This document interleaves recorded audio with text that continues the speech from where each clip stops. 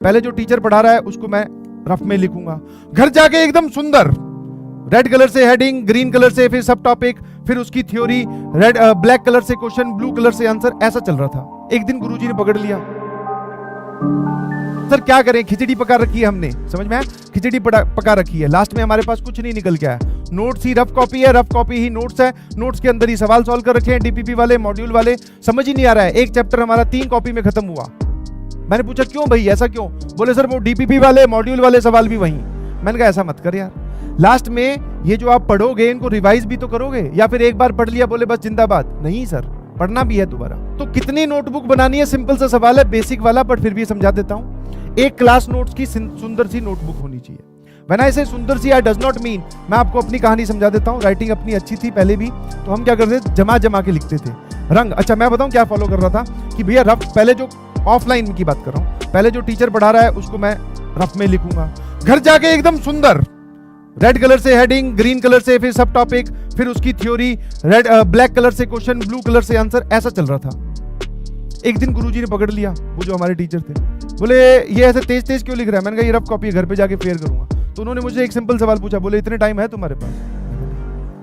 समझ पा रहे? तो वही सवाल आपको अच्छा इस तरीके से बनाना है कि आप उसको पढ़ के समझ सके, ना ही ये कोई चेक करने वाला आ रहा, और ना ही मतलब अगर इसका दूसरी दुनिया के अगर रिस्पेक्ट में इसकी वैल्यू देखो तो इसकी वैल्यू 0 है, ये किसी काम नहीं आएंगे, एक दिन ये रद्दी में बेचे जाएंगे। बट अगर आपके रिस्पेक्ट में सोचूं तो इसकी सबसे ज्यादा वैल्यू है सर। समझ में आ रहा है कि नहीं समझ में आ रहा है? ये हमारे लिए भगवान समान है, आपको ये रिस्पेक्ट देनी पड़ेगी। तो आपको ऐसा नहीं है कि जमा के लिखने, बट हाँ एक डिसेंट टाइम देते हुए आप नोट्स कंप्लीट करिए।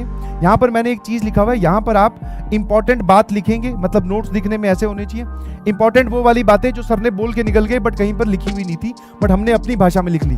Select your language, it is not compulsory कि वो इंग्लिश में हो, ऐसी भाषा में लिखो कि जिसमें आपको समझ में आया कि सर ने बोला था ये वाला कॉन्सेप्ट IIT JEE इतनी बार पूछ चुकी है, यही बात एज इट इज लिख लो, ताकि जब रिवाइज कर रहे होगे आज से 6 महीने बाद में तो वो बात लिखी हुई वहां दिखा देगी आपको, अपने आप बता देगी भाई साहब ये इंपॉर्टेंट है।